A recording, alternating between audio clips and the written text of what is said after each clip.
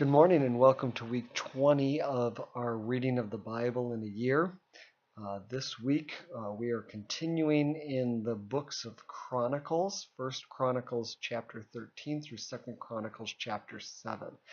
It really is a great grouping for the week because it really encapsulates a whole unit. If you recall from last week, we talked about how 1st and 2nd Chronicles is sort of a retelling of First and Second Samuel and First and Second Kings, but from a very different perspective.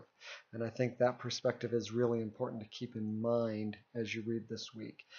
First and Second Samuel and First and Second Kings was a history of Israel, starting when they were a joined kingdom and then splitting into the northern and southern kingdoms. And it follows both routes.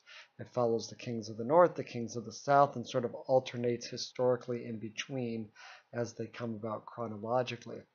First and Second Chronicles stays focused on the southern kingdom. So you picked up last week, we read through the genealogies and the initial Saul becoming king of Israel. And then that's very brief. Not much is said about him because the focus is on David and his line. And so David quickly becomes king in chapters 11 and 12. But in chapter 13, David is now king. And in chapters 13 of 1st Chronicles through 2nd Chronicles 7, we're really entirely talking about the reign of David. In 1st Chronicles, the reign of Solomon, his son. In 2nd Chronicles, there's a few more chapters that you'll get to next week on the tail end of the account of Solomon. But 1st and 2nd Chronicles is really trying to emphasize, one, the divinely established rule of the kings in the southern kingdom. Continuing after Solomon in the southern kingdom. Right now it's just one kingdom under David and Solomon.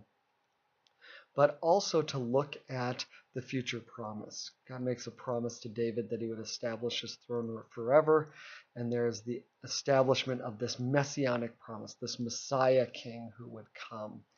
And because of that, 1st and 2nd Chronicles takes a very different approach in that it really idealizes the reigns of these two kings. They are to be pointing forward to the promises of God, and in some ways pointing backwards. We'll look at that as well.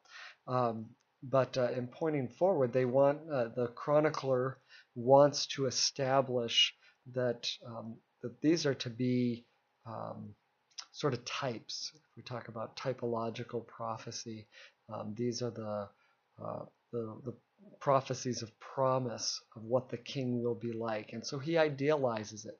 None of the negative accounts of David and Solomon that we find in 1st, 2nd Samuel, 1st and 2nd Kings, none of those appear in the books of the Chronicles. It's all idealized, pointing forward to that messianic promise. In addition, there's some pointing back. If you look back at Moses and Joshua, there's some parallels between Moses and Joshua and David and Solomon. First of all, when we look at them, Moses and David as the first establishers of the promise of God, respectively, Moses as prophetic, David as kingly. Their goals are not achieved.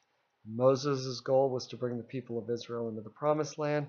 That is not achieved by him. And David's goal to build the temple is not achieved by him, but is achieved by each of their successors, Joshua for Moses, Solomon for David. It is also the second in line, Joshua and Solomon, that bring about rest in the promised land through Joshua, and rest in the land after many battles. There's peace in the land under Solomon. When both of those two they succeed their mentors, succeed Moses and David.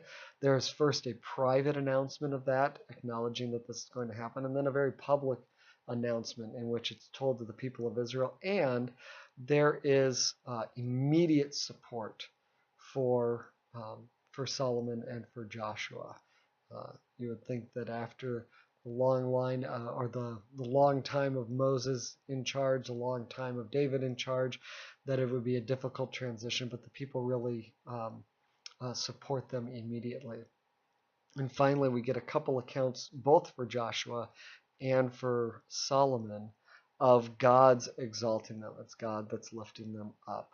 So there's a lot of parallels between those. So we're seeing the promises of God in bringing the people of Israel out of Egypt into the promised land, paralleled with now what God is doing through the kings, through David and Solomon, and all of that idealized here in the Chronicles to point us forward to the Messiah King who is to come, which of course is Christ. So keep those things in mind as you read this week. I pray that God would bless you through his word as we continue to see his hand at work among his people to fulfill his promise of salvation to all people.